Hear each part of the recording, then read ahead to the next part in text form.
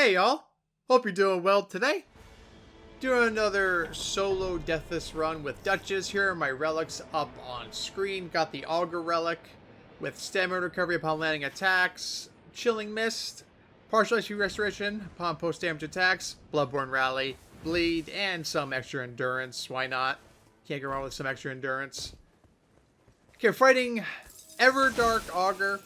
Not doing Deep of Night this run. I saw that Everdark Auger and Everdark Cephalos are available this week, and I need a bit more practice against those bosses, so I decided to record a few runs against them. Honestly, Everdark Auger is a boss of all time. It's not a boss that I inherently dislike, right? I like From Software gimmick bosses for the most part, but this one is... it's the boss of all time, right? I'll talk about it more later. We'll talk about it more later. So on this build with Duchess, once again, running a status build on her because I feel it is just the most consistent and versatile way to play her. It sinks into all her play styles, which, speaking of, hello, Carian Glintstone Staff, Carian Slicer, and Piercer to boot. Oh, Kale. Spoiling me. He's spoiling me this run real good. And we hit this guy just to get him out of my way. We are going to grab that staff because it'll help us destroy this abductor virgin. Just get rid of the trash so they don't bother us and cast away. We get really lucky there with him exposing the weak point like that. So he just dies super easily. And nothing really of note here, but we'll just grab the Erd Steel Dagger for the sake of having it. Gonna run in here real quick and check the chest.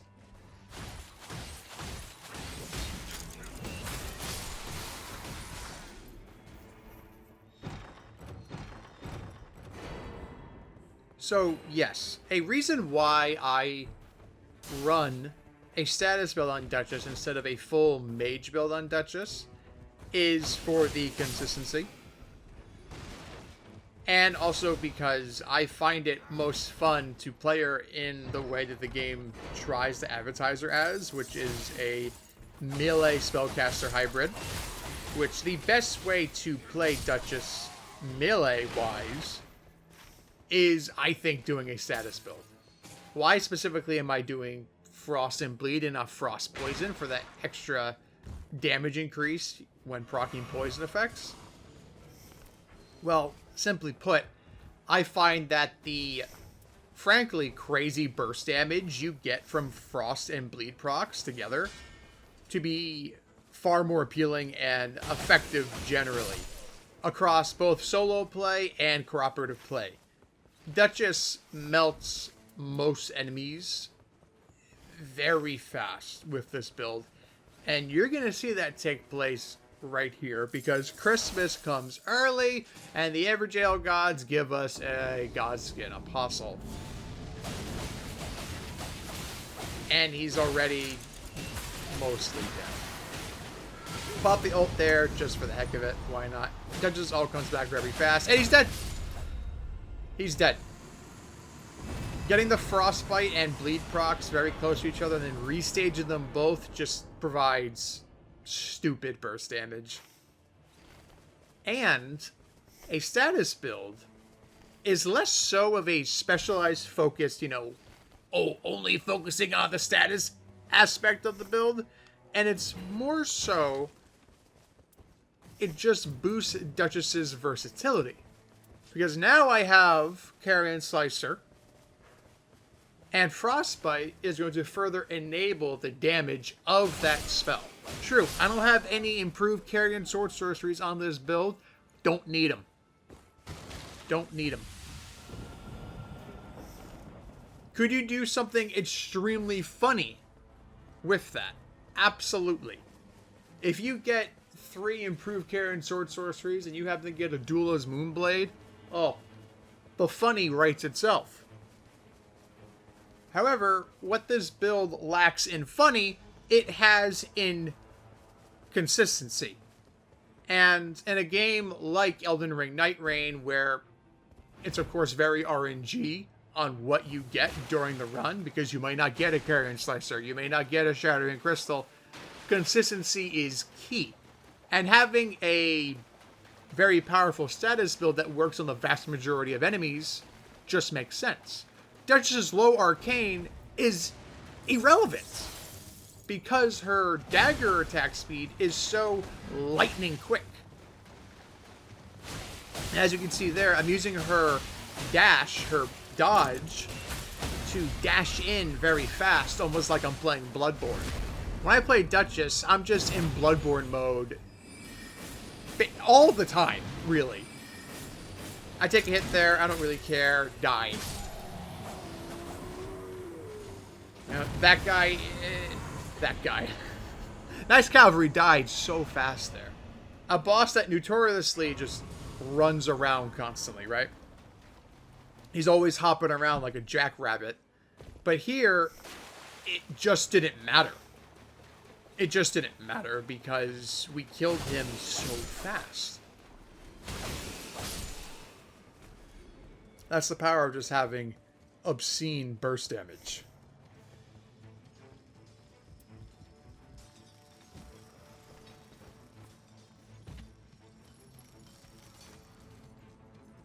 Okay, and now we're running to this troll. Use Chilling Mist, and we're just gonna slap his ankles. Unfortunately, I miss a hit there to proc the bleed before I restage, so this was a little bit slower than what it normally would be. But it's okay, we're gonna just Carian Piercer, and he's gonna die. Grab the Smithing 2. We're gonna be using that on the Carian Staff, of course. Upgrading the dagger to +1 is really all you need. However, if you don't find a good staff, then you may as well get the Smithing 2 and bring it up to purple tier.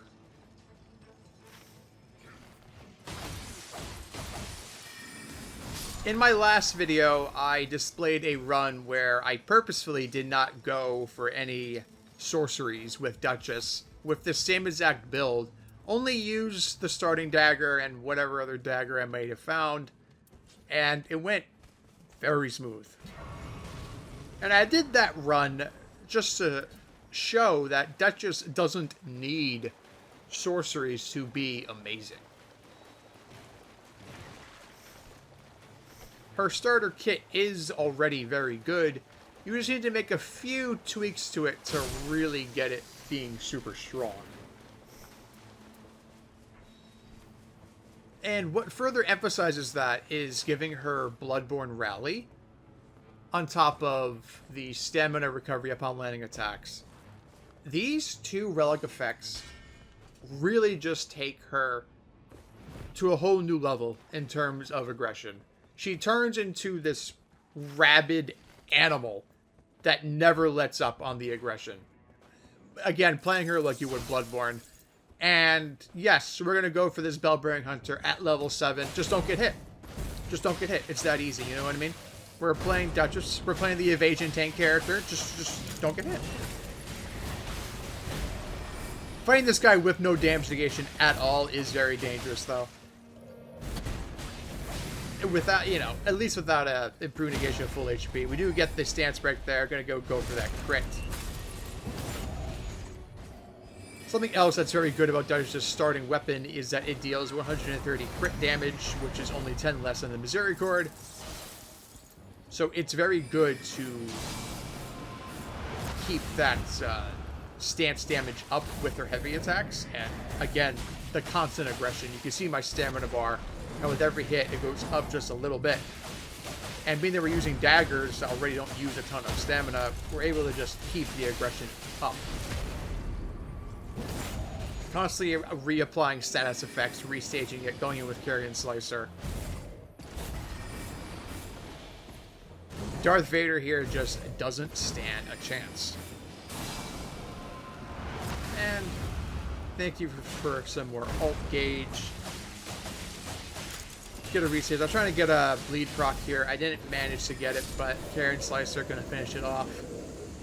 And we get nice 90k for our troubles with improved magic attack power on that dagger. So I failed to mention that we have mountaintops as the shifting earth. I'm not really fond of mountaintops. I think mountaintops is the least interesting shifting earth. I don't find the guaranteed legendary to be that much of a stinger of a reason to go for it, because it could be literally anything. It could be something great, it could be something just very meh. Not all the legendaries are created equal in this game, so I don't find it particularly worth it to always go for.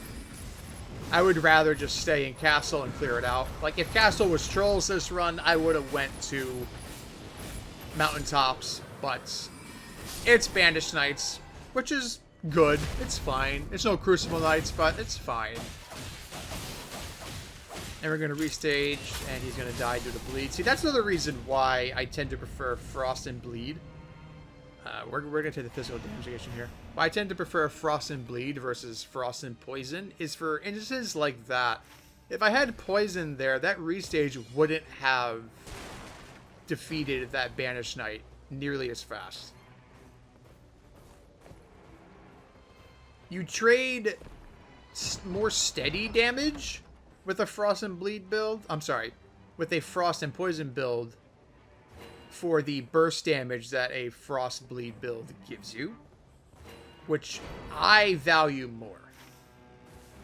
And I find its consistency is more in tune with how this game functions in co-op as well, because Frost and Bleed are both percentage-based damages. So regardless if you're playing in solo play, trios, or in Deep of Night, you're going to be dealing similar feeling damage. Being that the inflated health bars, say in Deep of Night, don't matter as much because you're still dealing percentage-based damage, so you're going to be chunking them all the same.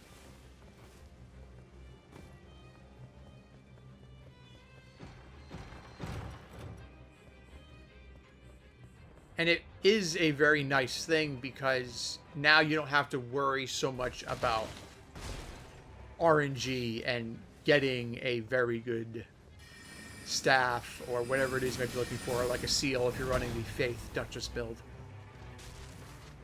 in Deep of Night. Of course, you have those dormant power effects that, you know, change preferred weapon type to seals or to staves, and that can help in finding hopefully what you need. But if you want, say, a Carian Slicer specifically, and you keep just getting Gravity Well or the blood-related sorceries, well, then you kind of feel like you're wasting your time, right? But with a build like this, all you need is the weapon that you always start with. So, no matter what, you're going to be good. And Frostbite will facilitate the sorcery damage and even incantation damage all the more. And heck, if you get Catch Flame on a Faith Duchess build, for example, you can proc that Frostbite, use Catch Flame some, reapply the Frostbite, go back into Catch Flame, you're just resetting Frostbite, doing really good flame damage. It just opens up Duchess's versatility to very, very high levels. So I've rambled enough about the Duchess build there. The main thing I will finish off, though, is if you are running a melee-focused build on Duchess, be it status or crits, I cannot encourage the use of the Bloodborne Rally effect and stamina recovery upon landing attacks enough. I feel like those are absolute necessities for this character if you plan to run her on a melee-focused playstyle. Speaking of melee-focused playstyles, my brain just didn't register that I had a Carian Slicer. I just keep smacking this guy's ankles with the dagger. I mean, it worked, but my brain is the brain of all time sometimes, you know? So over here, we had a Erdtree Avatar. Good old Asylum Demon, so we're going to go for it. We have Frostbite. This enemy can't be bled because it's a tree. But we have Frostbite. We have our Carian Slicer, which I remember to use this one. Don't worry. I'm looking at knowledge above all. Going like, what does this do? I'm going, oh yeah, I guess that would help. And then I never use it.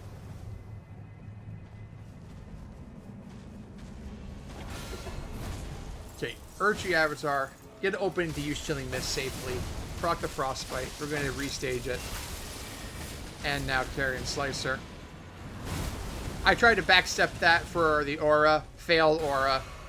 Is what it is.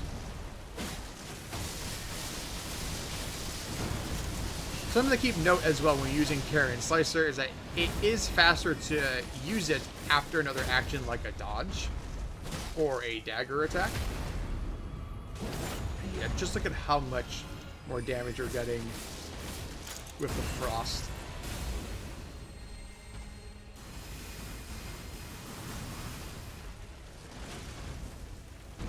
And we're just gonna get him out of here. Do have a Stone Sword key, so we activated this Everjail. And legendary Morgoth's Curved Sword. Delightful. We're definitely grabbing that. So with a weapon like this, Duchess's lower arcane does kind of matter, because you're not going to be attacking super fast, right? As you will with her dagger. The reason why Duchess's lower arcane usually doesn't matter is because her dagger attacks are just so quick.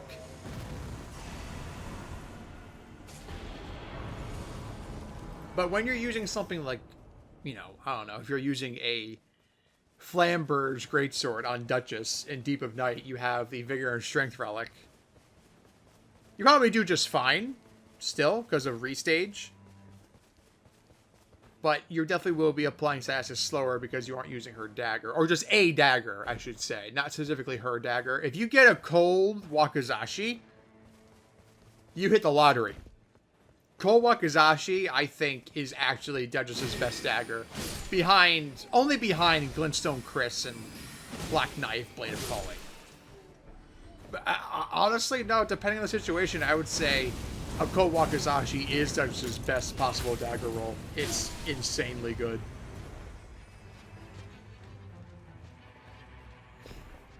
So I'm having some fun with Morgoth's Curved Sword here. It's such a cool weapon, dude.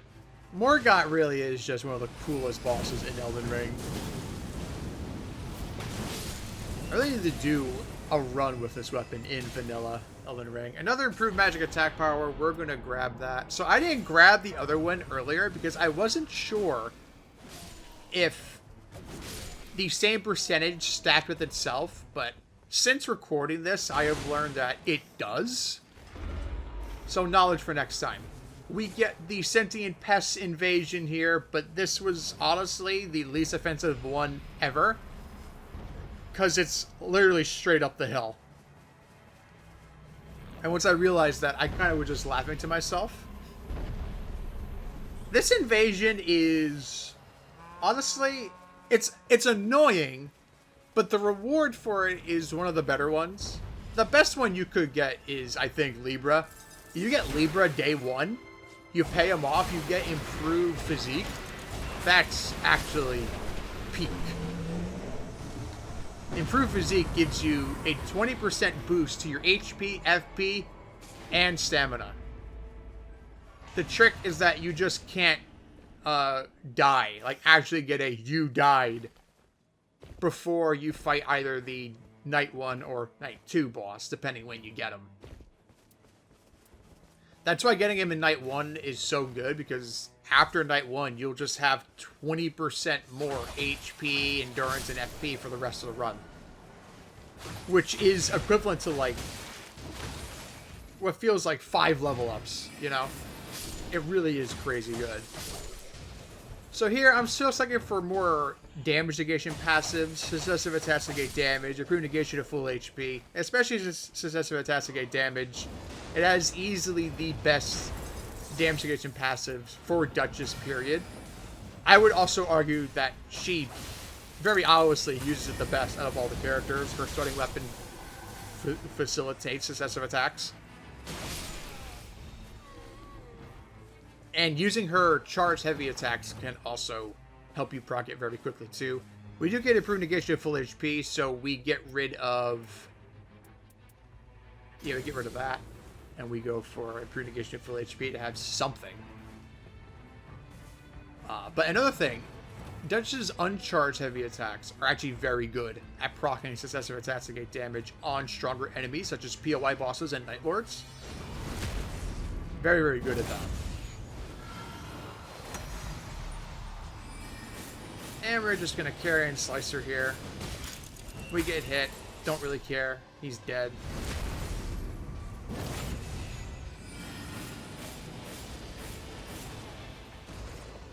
And Carian Piercer.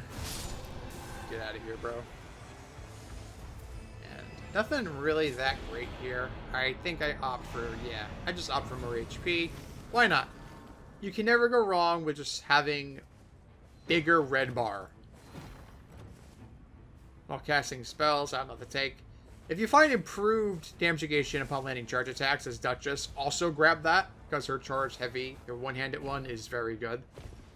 We have Loretta over here. Alright, it's time for a Loretta fight. Loretta can be kind of annoying when you're running a magic build character because she does have high resistance to magic damage, but Frostbite is going to help even that playing field. I got greedy there, so I got smacked. Is what it is. You get the bleed, but I couldn't get the... I should have restaged that sooner. I might have gotten the bleed proc just in time, but oh well. Still frostbitten, so we're going for the Carian Slicers.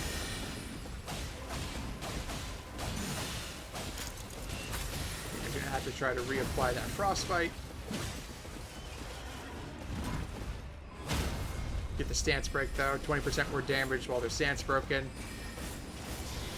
And restage. It's not going to quite do it, but this Carian Piercer will. Boink.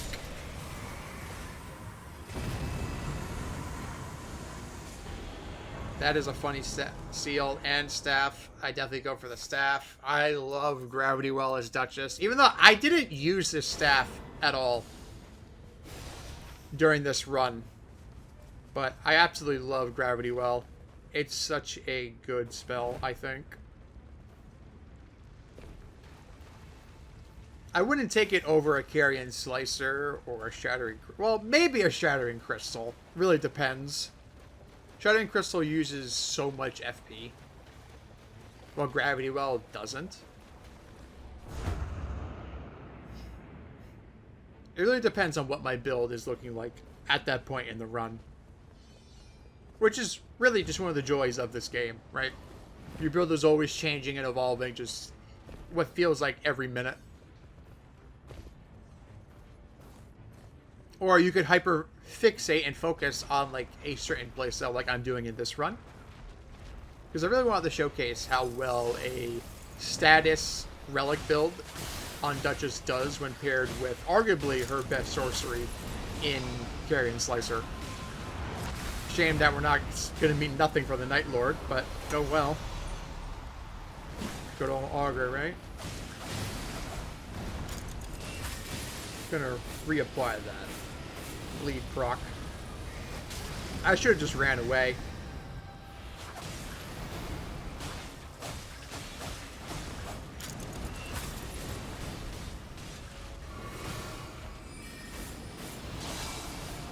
Carian Slicer. Ooh, got the stagger into the riposte. Get him out of here. Carian Piercer does so much damage, though.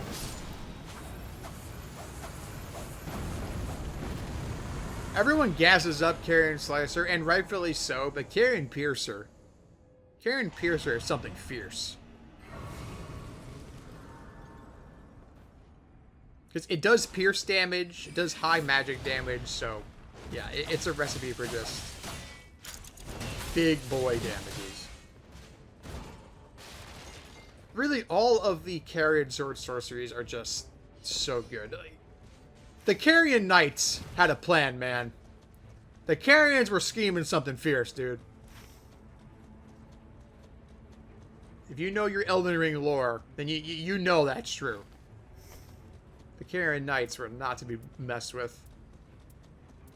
So I'm going up to this church because I still only have the one church I grabbed very early in the run. And I'm thinking to myself, okay, I'm fighting Auger. I'm not super familiar with Auger, especially Everdark, so let me just go for the extra flask. I'm already level 15. I have so many runes. Whatever. I'm not really caring at all about mountaintops. And we find a little present over here, though. I was very happy to see. Because, you know, sometimes there's a scarab over this way, which, oh, I hear the twinkly. It's in the rain. It's fine. We're good. Get a little wet. It's all good. What do we have? Magic Scorpion Charm. Holy banger. The Scorpion Charms are so insanely worth it in Nightreign. They basically have no downsides. Like, sure, impaired physical damage negation 3%. Is 3% impaired damage negation? But counter argument, it's only 3%. We picked up improved physical damage negation earlier in the run, which was 12%. So we essentially have improved physical damage negation 9%.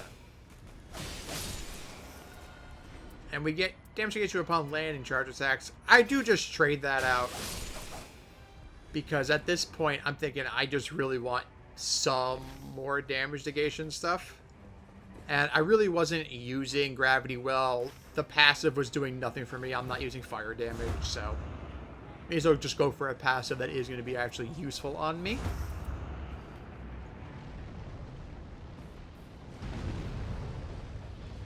I do decide to tackle this, and now I can complain about Elden Ring trolls. Beautiful. He steps right over my Carian Piercer, dude.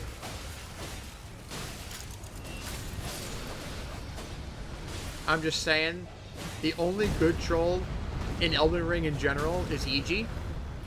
Just throwing it out there. EG's my guy. These guys are not. This troll is just absolutely messing me up.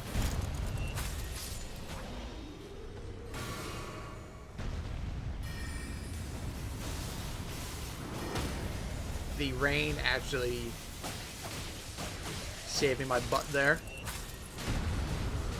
They stomp so fast. Like, I actually just didn't react to that. That might be an age issue on my part, less than a skill issue. It's all good, though. What do we got? So here we get something funny. Cold Starfist. I'm thinking to myself, yeah, that's happening. 100% that's happening. Goodbye, starting weapon. So that is a rare instance where I will absolutely trade out my starting dagger for something else, especially this late into the run, and also because I already have a dagger. I am a firm believer, I stand on the grounds, that Duchess should always have a dagger in her inventory because it helps, unironically, with her movement. Like, that right there. You probably didn't even realize it, right? But Duchess's dodge attack, her dodge light attack, is a rather far traveling lunge. And that makes getting up in enemies' grills so easy.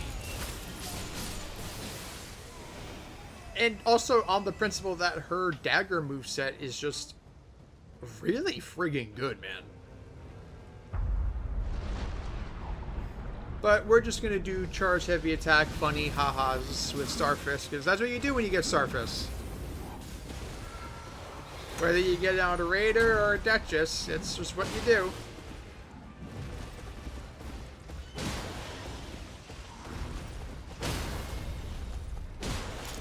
Restage and more bunnies.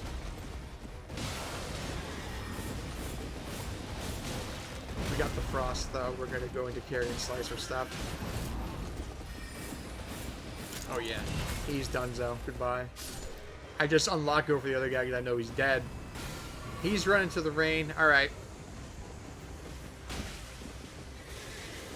These enemies are so weird. They just run around. Get him out of here. And yeah, we'll just Carian Slicer. So improved physical damage negation would be nice, but we're fighting Auger. What physical damage is there to negate? So, okay, Auger time. Now I get to talk about Everdark Auger.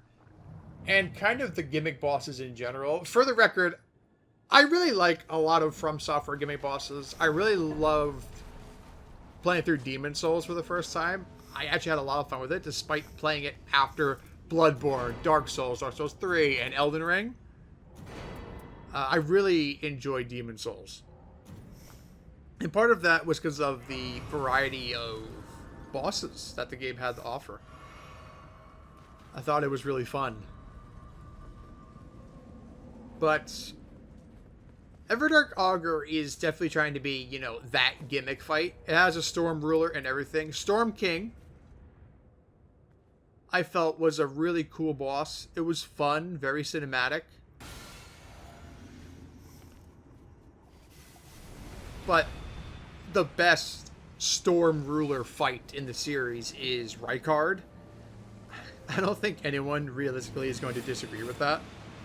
I mean, okay, I'm sure someone will, and that's totally fine, right? We all have different tastes and preferences, but Rykard really is just, I think, the pinnacle of the Storm Ruler idea.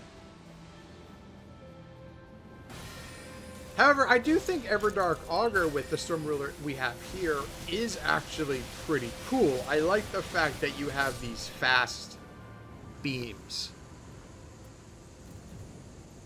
They kind of made the Storm Ruler almost like a variance on the Moonlight Greatsword in some ways.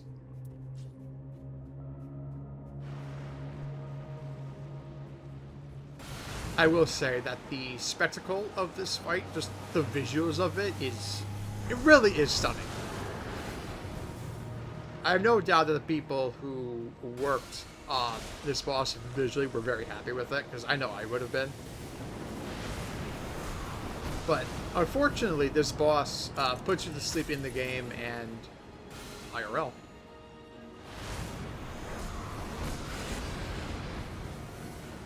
So the improved magic attack power that I have stacked, I don't think helps Storm Ruler. I'm really not doing any more damage than I do otherwise. So it's kind of weird, right? We dodge that because we're Duchess, right? Just Duchess things. Mash the dodge button, you'll be fine. Missed that completely. And now this does go EP. One hit does knock him out, though. So what I do find to be really cool about this fight is this next part here, where it gets the orbs around it, and you have to attack the orbs to then hard stagger Auger. I think that's really cool. The issue is just hitting the orbs can be so grating. Yeah, these orbs. Gonna use Finale. See, like, when it's doing this, it's like, good luck. Okay, I got lucky. Doesn't know where to aim because we're invisible. The buffs to Duchess's ult, I think, are great. I know people give Duchess's ult, or at least they used to give Duchess's ult, a lot of, like, rag. But I think Duchess's ult is good. It's nothing amazing, that's for sure, but it's good. And I think if her ult was amazing, like it was a damaging ult and all that, I think that would just make her too strong. Because Duchess is already one of the strongest characters in the game, just straight up. I think she is, honestly, the second best character in the game, only behind Iron Eye. because, of course, Iron Eye. So here, I really should have just fully charged up the big beam and went for Auger itself, but I didn't because, again, as I said, sometimes the brain just no worky. That's okay, though. We give Duchess some much-needed beauty sleep. And, okay, we missed that. Yeah, trying to hit these orbs. There we go. But, yeah, I think if Finale was reworked in a way that had it be an attack alt, I think it would just be a little unbalanced. I think changing it to... Oh, God. I think changing it to increase how long the invisibility lasts for was a good call. And more people have realized that the relic effect of defeating enemies during the ult increased attack power is actually really good, and it is. I don't run that on this build, or really many builds myself, but it is super strong. I think it is definitely worth it to run if you're on a mage Duchess build specifically. Namely one that focuses on not Carian Slicer, Shattering Crystal. If you're making a Shattering Crystal build with Duchess, I do advise that you go into defeating enemies during ult to increase attack power. It's definitely gimmicky, but holy crap, you can really just skyrocket your damage to absurd levels. But again, that goes into the RNG of making sure you're getting Shattering Crystal. All that. That was really cool. This boss is cool. This is a cool fight, but it just takes too long. Maybe it takes too long because I'm bad at it, probably. But every time I fought this boss, be it in solo play or as a team, it usually just takes like around at least 5 minutes. And I feel like that's too long. But with that, we do finish off Auger. Sweet dreams. See you in Deep of Night yet again. And that is all for this one. I hope y'all enjoyed this video as I ball up. And I will see y'all in the next one. Y'all take care.